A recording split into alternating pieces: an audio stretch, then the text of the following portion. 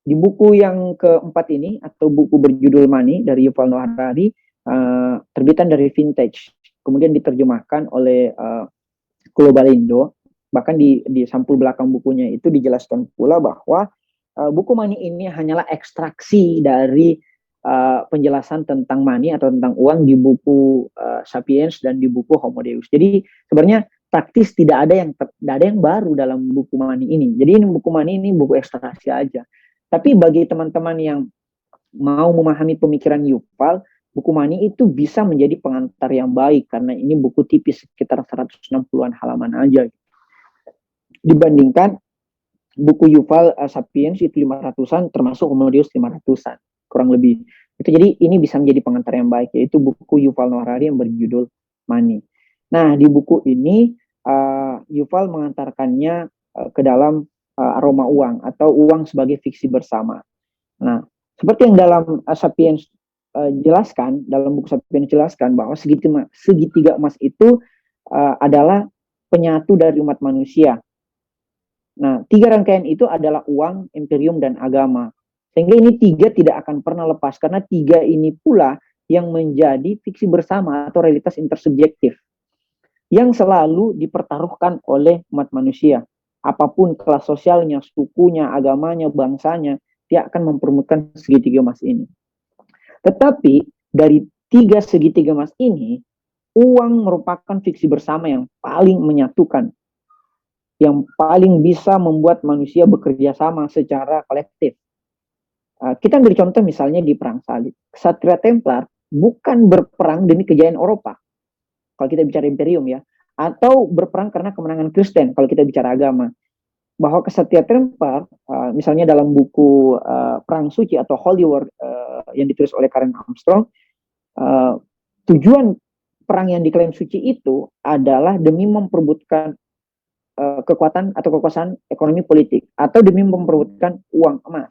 Meskipun uang emas itu berstempelkan kalimat la ilaha illallah atau tiada Tuhan selain Allah, setidaknya kalau itu emas, Ksatria Templar tetap mau memperebutkannya atau menggadaikan keyakinan dan kebangsaannya, karena tujuannya adalah pundi-pundi uang atau emas dalam hal ini.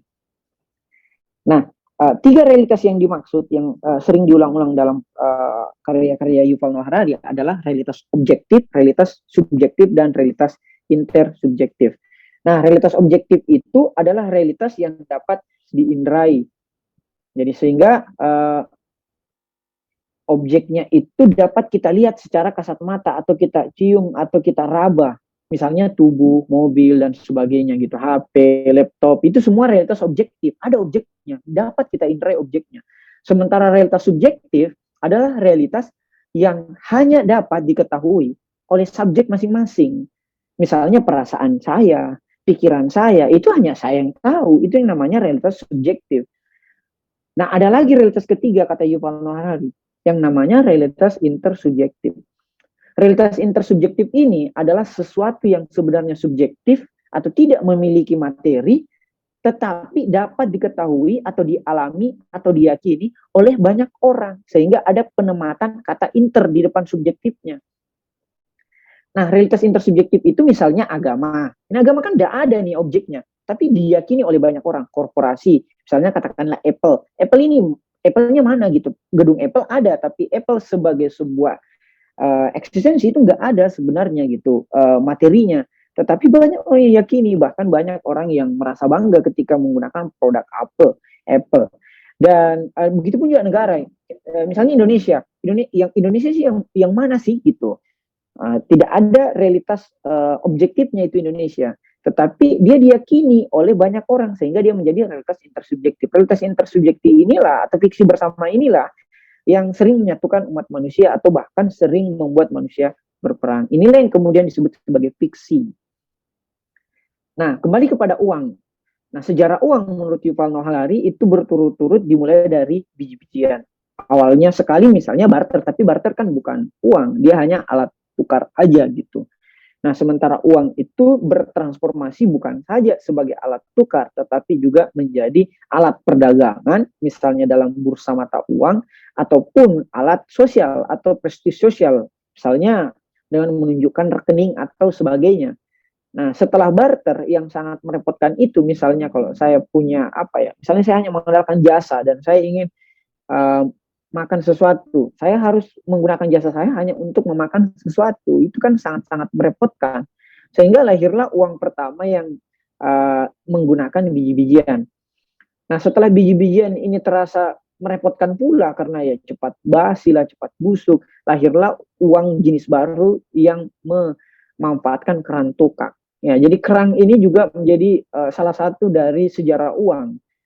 Sekarang mungkin tidak digunakan lagi. Kerang kan sekarang ya sudah banyak kita dapatkan di laut dan lebih mudah lagi mendapatkannya sehingga mengalami inflasi dan deflasi. Sementara transformasi berikutnya terhadap uang adalah kulit ternak. Jadi dulu juga pernah kulit ternak dijadikan sebagai alat tukar atau uang.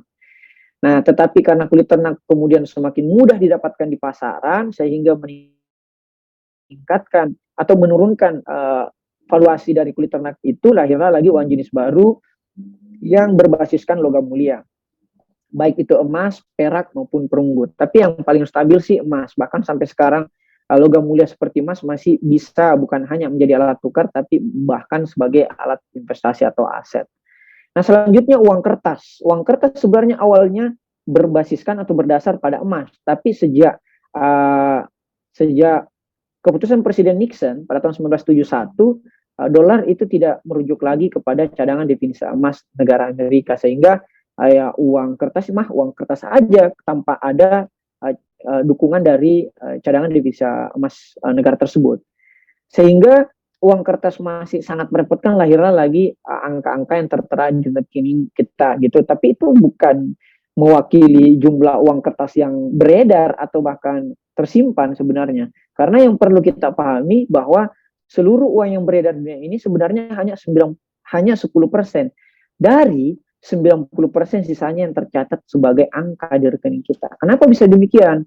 Misalnya kalau kita merujuk ke dalam bukunya Robert Kiyosaki, Why Rich Are Getting Rich, itu disebutkan karena adanya peraturan yang membolehkan pihak bank swasta itu untuk mencetak uang di rekening bank swasta masing-masing. Jadi ada kemampuan untuk mencetak hingga 9 kali lipat dari uang yang benar-benar beredar. Ini disebut sebagai sistem cadangan fraksional. Jadi misalnya uangnya si bank itu sebenarnya cuma 10 juta, tetapi ketika ada orang yang menabung atau ambil kredit, si bank bisa mengalihkannya 9 sampai 10 kali yang tertera hanya di rekening. Nah, maka yang paling ditakutkan oleh para bankir adalah ketika terjadinya rush money. Rush money itu atau penarikan uang secara massal oleh nasabah itu sangat ditakutkan karena memang antara apa yang ada di rekening dengan apa yang ada di kertas atau dalam hal ini uang kertas itu berbanding 1:9. Nah, inilah yang kemudian mendasari misalnya Satoshi untuk melahirkan Bitcoin dan mungkin mata uang digital lainnya juga yang bertumbuh pada blockchain. Nah, blockchain itu sebuah rantai yang menghubungkan antara satu pemilik Bitcoin dan Bitcoin lainnya agar terdesentralisasi dan lebih transparan. Jadi tidak ada penggelembungan uang seperti yang menjadi sistem cadangan fraksional yang kita terapkan saat ini di seluruh bank yang ada di dunia. Nah, kredo kapitalis menurut Yuval bertumpu pada keyakinan bahwa laba yang diperoleh dari hasil produksi harus diinvestasikan pada akumulasi produksi di masa depan. Maka sebenarnya kapitalis itu sangat berbeda istilahnya dari sekedar orang kaya. Kita kan ini cenderung skeptis terhadap orang kaya. Bagus kalau skeptis, kalau konfrontis gitu, selalu ingin melawan orang kaya dan menganggap orang kaya itu adalah kapitalis dan menjarah uang masyarakat. Sebenarnya itu kan sebuah keyakinan yang sangat usang. Karena pangeran atau anak orang kaya yang paling kaya sekalipun, jika hanya menghabiskan hartanya secara tidak produktif, ya bukan kapitalis namanya. Di saat yang bersamaan, even dia seorang buruh, tetapi gaji yang ia terima setiap bulan dia investasikan, maka seorang buruh tersebut dapat dikatakan sebagai seorang kapitalis. Nah, sebagai tambahan dari subjudul buku ini, Yuval juga menjelaskan tentang masyarakat nirguna, atau oleh penyunting buku Money ini, edisi Indonesianya disebut sebagai kaum rebahan. Kaum rebahan adalah mereka yang merupakan masyarakat tak berguna atau pengangguran yang bukan hanya tidak mendapat pekerjaan, tapi memang tidak layak dipekerjakan. Nah, Yuval dalam buku ini merujuk kepada para gamers dan para pecandu narkoba. Gamers dan pecandu narkoba, gamers yang non produktif yang saya maksud ya, bukan gamers atlet atau pro. Dan gamers yang betul-betul menghabiskan waktunya berhari-hari di depan gadget. Dan pecandu narkoba itu disebut sebagai kaum rebahan atau masyarakat yang tidak berguna. Dia bukan hanya tidak mendapat pekerjaan, tapi memang tidak layak dipekerjakan. Ketika dia bekerja, pekerjaan menjadi hancur gitu atau berantakan. Nah, solusi dari Yuval adalah berikan mereka santunan atau pendapatan dasar minimum. Dalam bahasa sederhana ini yang mungkin disebut sebagai BLT. Jadi pendapatan dasar minimum itu diserahkan oleh pemerintah, atau bantuan sosial itu diserahkan oleh pemerintah. Mungkin yang sekarang yang terjadi juga setelah pandemi ini, banyak bantuan-bantuan itu solusi dari pemerintah aja gitu untuk mempercepat berakhirnya krisis ini.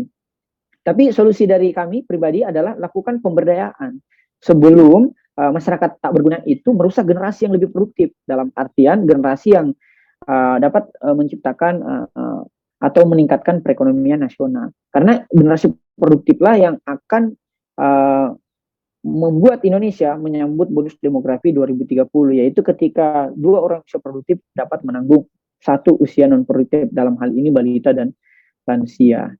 Nah, itu tadi buku keempat, yaitu buku Money. Nah, terakhir di 5 menit